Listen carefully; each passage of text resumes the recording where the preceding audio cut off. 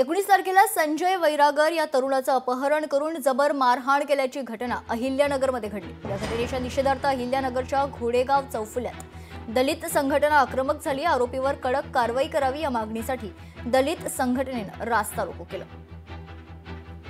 दरम्यान याचा आढावा घेतलाय लोकशाहीचे प्रतिनिधी गोविंद साळुंके यांनी। सोनई येथील संजय वैरागर या तरुणाचं अपहरण करून बेदम मारहाण केली होती।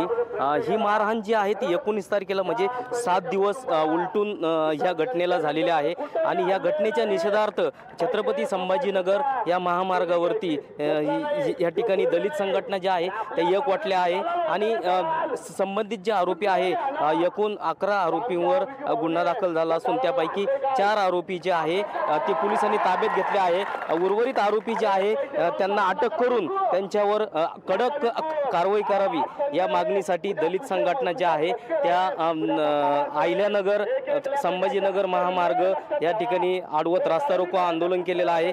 या घटनेचा निषेध करत या ठिकाणी मोठा जनसमुदाय या ठिकाणी जमलेला आपल्याला पाहायला मिळत आहे आणि संजय वैरागर याच्यावर जी मारहाण झालेली आहे त्याला नगर येथे सिव्हिल रुग्णालयामध्ये उपचारासाठी दाखल करण्यात आलेला आहे। मात्र संबंधित जे आरोपी आहे त्यांना त्वरित अटक करावी व त्यांच्यावर कडक कारवाई करावी या मागणीसाठी या ठिकाणी दलित संघटना जे आहे ते रास्ता रोको आंदोलन करत आहे। गोविंद साळुंके, लोकशाही मराठी, अहिल्यानगर। लोकशाही मराठी ऐका, पहा, जागरूक रहा।